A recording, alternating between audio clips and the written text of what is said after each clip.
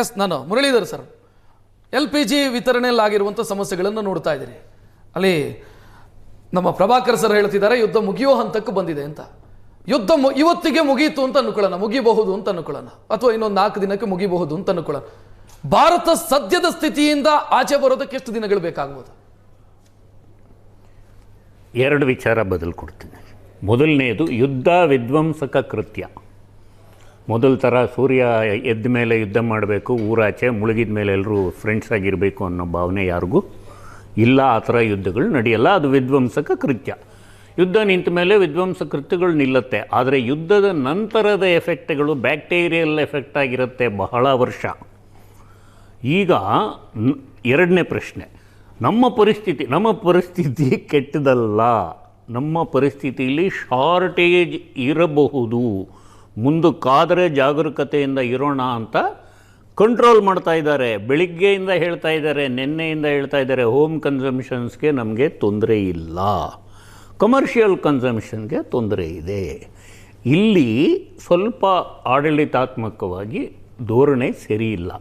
Tourism depends on hotel, hotel depends on tourism, people depend on food outside nowadays. ನಿಮ್ಮ ಮನೆಯಲ್ಲಾಗಲಿ ನಮ್ಮ ಮನೆಯಲ್ಲಾಗಲಿ ಹೊರಗಡೆ ಫುಡ್ಗೆ. That should also be treated as a essential services ಅಂದ್ಬಿಟ್ಟು ಅವ್ರಿಗೂ ಸಪ್ಲೈ ಮಾಡೋದು, ರೇಷನಿಂಗ್ ಮಾಡೋದು, ಸಪ್ಲೈ ಮಾಡೋದು, ಅದೊಂದು ಮಾಡಬೇಕು. ಪರಿಸ್ಥಿತಿ ನಾನು ಹೇಳ್ತಾ ಇದ್ದೀನಿ ಇವರೇ, ಪರಿಸ್ಥಿತಿ ಕೆಟ್ಟಿಲ್ಲ. ಕಂಗಾಲಾದರೆ ಕೆಡುತ್ತೆ, ದುಂಬಾಲು ಬಿದ್ದರೆ ಕೆಡುತ್ತೆ, ಮುಗಿದು ಬಿದ್ದರೆ ಕೆಡುತ್ತೆ. ಪರಿಸ್ಥಿತಿ ಕೆಟ್ಟಿಲ್ಲ ಇವತ್ತಿನವರೆಗೂ. ನಿನ್ನೇನೂ ಕೆಲವರಿಗೆ ಗ್ಯಾಸ್ ಬಂದಿದೆ. ಹೋಟೆಲ್ ಅವರಿಗೆ ಅಯ್ಯಂಗಾರ್ರವ್ರು ಚೆನ್ನಾಗಿ ಹೇಳ್ಬೋದು, ನಾನು ಹೇಳ್ತೀನಿ, ಕೆಲವರಿಗೆ ಗ್ಯಾಸ್ ಬ್ಯಾಂಕ್ ಅಂತ ಇರುತ್ತೆ, ಇಟ್ಕೊಳ್ಳೋ ಸೇಫ್ಟಿ ಇರುತ್ತೆ. ಇನ್ನು ಕೆಲವು ಸಣ್ಣ ಹೋಟೆಲ್ಗಳು ಅದಾಗಲ್ಲ, ಆ ದೋಸೆ ಸ್ಟ್ಯಾಂಡ್ ಕೆಳಗಡೆನೇ ಸಿಲಿಂಡ್ರ್ ಇಟ್ಕೋಬೇಕು, ಅವ್ರ ಕೆಪಾಸಿಟಿನೇ ದಿನಕ್ಕೆ 4 ತರಿಸೋದು. ಅಂಥವ್ರಿಗೆ ತೊಂದರೆ ಆಗುತ್ತೆ. ಅಂಥವ್ರಿಗೆ ತೊಂದರೆ ಆದರೆ ಬಡವ್ರಿಗೆ ತೊಂದರೆ ಆಗುತ್ತೆ. ಬಡವ್ರಿಗೆ ತೊಂದರೆ ಆದರೆ ಬಡವರ ಮನೆತನಕ್ಕೆ ತೊಂದರೆ ಆಗುತ್ತೆ. ಸರ್ಕಾರ ಸಣ್ಣ ಹೋಟೆಲ್ಗಳನ್ನ ಕನ್ಸಿಡರ್ ಮಾಡಿ ಅವ್ರಿಗೂ ರಿಲೀಸ್ ಮಾಡೋ ಪ್ರಯತ್ನ ಮಾಡಬೇಕು. ನಮ್ಮ ಕಡೆಯಿಂದ ಆದಷ್ಟು ಕಮ್ಮಿ 1000 cc ಕಾರಲ್ಲಿ ಮಗುನ ಸ್ಕೂಲಿಗೆ ಬಿಡೋದು ಕಡಿಮೆ ಮಾಡಬೇಕು. ಸಾಧ್ಯವಾದಷ್ಟು ಮಟ್ಟಕ್ಕೂ ಕೈಕಾಲು ಗಟ್ಟಿಯಾಗಿರೋರು ಬಸ್ಸಲ್ಲಿ ಓಡಾಡಬೇಕು, ಮೆಟ್ರೋಲ್ಲಿ ಓಡಾಡಬೇಕು, ಕಡಿಮೆ ಕನ್ಸಂಪ್ಷನ್ ಇರೋರು. ಈಗಂತೂ ಎಲೆಕ್ಟ್ರಿಕ್ ಅನ್ನೋದು ಆಲ್ಟರ್ನೇಟಿವ್ ಮೊಬಿಲಿಟಿಲಿ ಸಿಕ್ಕಾಪಟ್ಟೆ ಇದೆ, ಯೂಸ್ ಮಾಡ್ಬೋದು. ಸರ್ಕಾರನೂ ಅದಕ್ಕೆ ಸ್ವಲ್ಪ ಇನಿಷಿಯೇಟಿವ್ ಕೊಡಬೇಕು. ಈಗ ಮುರಳೀಧರ್ ಸರ್, ಈಗ ಯುದ್ಧ ಎಲ್ಲವೂ ಪರಿಸ್ಥಿತಿ ಸರಿ ಹೋಯಿತು ಅಂತ ಅಂದ್ಕೊಳ್ಳೋಣ, ಆದಷ್ಟು ಶೀಘ್ರದಲ್ಲೇ ಮುಗಿಯಿತು ಅಂತ ಅಂದ್ಕೊಳ್ಳೋಣ. ಪ್ರಶ್ನೆ ಇರೋದು ಗ್ಲೋಬಲ್ ಸಪ್ಲೈ ಚೈನ್ ರೀಸ್ಟೋರ್ ಆಗೋದಕ್ಕೆ ಎಷ್ಟು ಸಮಯ ಬೇಕು ಅಂತ. ನಾನು ಯಾಕೆ ಕೇಳ್ತಾ ಇದ್ದೀನಿ ಅಂತಂದರೆ, ಹೊರ್ಮುಜ್ ಜಲಸಂಧಿಯಿಂದ ಭಾರತಕ್ಕೆ ಹಡಗುಗಳು ಪ್ರವೇಶಿಸಬೇಕು ಅಂತಂದರೆ 3 ರಿಂದ 5 ದಿನ ಬೇಕು. ಈಗ ಅಲ್ಲಿಂದ ಹೊರಟ್ರೆ 3 ರಿಂದ 5 ದಿನ. ಮಂಗಳೂರು ನಾವು NMPTಗೆ ಬರಬೇಕು ಅಂತಂದರೆ 3 ರಿಂದ 5 ದಿನ ಬೇಕು. ನಾನು ಒಂದಿಷ್ಟು ರಕ್ಷಣಾ ತಜ್ಞರ ಹತ್ರ ಮಾತನಾಡೋ ಸಂದರ್ಭದಲ್ಲಿ ಅವ್ರು ಹೇಳ್ತಾರೆ, ನಾನು ಆಗಲೇ ಹೇಳಿದೆ, ನವಲ್ ಮೈನ್ಸನ್ನು ಬಳಸ್ತಿದೆ ಇರಾನು ಅಂತ. ಅದು ಕ್ಲಿಯರ್ ಆಗಬೇಕು ಅಂತಾದರೂ ಕೂಡ, ನಿಮಗೆ ಆ ರೂಟ್ ಕ್ಲಿಯರ್ ಆಗಬೇಕು ಅಂತಾದರೂ ಕೂಡ ದಿನಗಳು ಹಿಡಿಯುತ್ತೆ.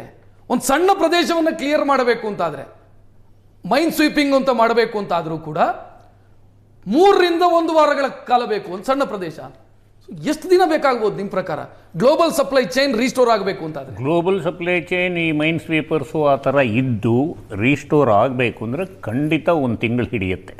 ಅಂದರೆ ನನ್ನ ಪ್ರಕಾರ defence experts will have so many other views. ಒಂದು, ಈ ಪೆಟ್ರೋಲು ಗಮನ ಇಟ್ಕೇಳಿ, ನಂದು ಅಸಂಬದ್ಧ ಅನ್ನಿಸ್ಬೋದು. ಪೆಟ್ರೋಲು, ಕೊತ್ತಂಬರಿ, ಟೊಮೆಟೊ, ಎನರ್ಜಿ ಇವೆಲ್ಲ ನಿಮಿಷಕ್ಕೆ ಸೆಕೆಂಡ್ಗೆ ಬೇಕಾಗಿರೋ ವಸ್ತು. Future selling, future supplies, insurance, contract ಎಲ್ಲ ಆಗಿರುತ್ತೆ. ಸ್ಟಾಕ್ ಪೈಲ್ಸು ಇರುತ್ತೆ. ಅನಾವಶ್ಯಕವಾಗಿ ಸರ್ಕಾರ ಟಮಟೆ ಹೊಡೆಯಲ್ಲ. ನಾನು ಮಂಗಳೂರಲ್ಲಿ ಇಷ್ಟು ಲೀಟ್ರ್ ಇಟ್ಟಿದ್ದೀನಿ, ಮಡ್ರಾಸಲ್ಲಿ ಇಷ್ಟು ಲೀಟ್ರ್, ಅದು ಸ್ಟ್ರಾಟಜಿಕ್ ಥಿಂಗು. ಕಾರ್ಯಾಂಗ ಬಹಳ ಪ್ರಮುಖ ವ್ಯವಸ್ಥೆ ನಮ್ಮ ದೇಶದಲ್ಲಿ. ರಾಜ್ಯಾಂಗ ಕಾರ್ಯಾಂಗ ಮಾಡೋದು, ಪೊಲಿಟಿಕಲ್ ನಿಯೋಗತ್ವಗಳು ಮಾಡೋದ್ರಲ್ಲಿ ವ್ಯತ್ಯಾಸ ಇರುತ್ತೆ.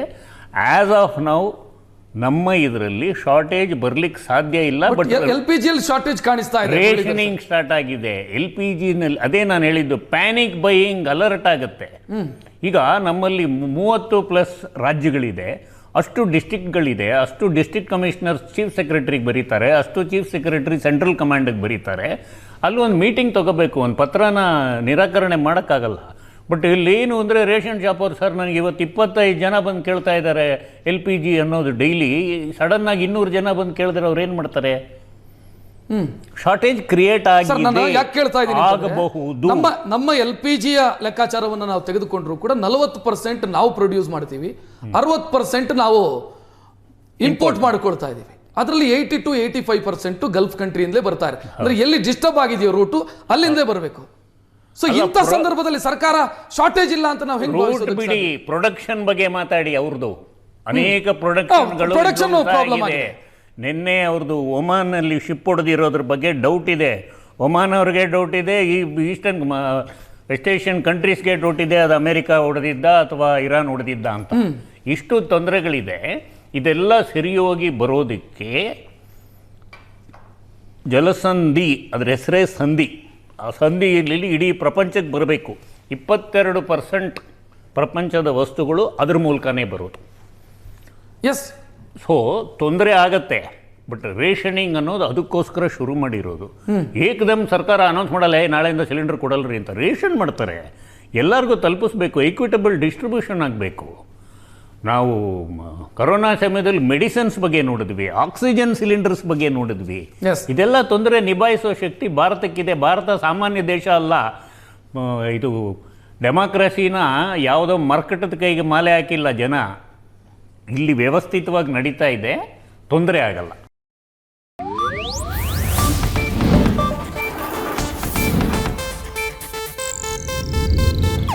ಇದು ಏಷ್ಯಾನೆಟ್ ನ್ಯೂಸ್ ನೆಟ್ವರ್ಕ್ ಪ್ರಸ್ತುತಿ.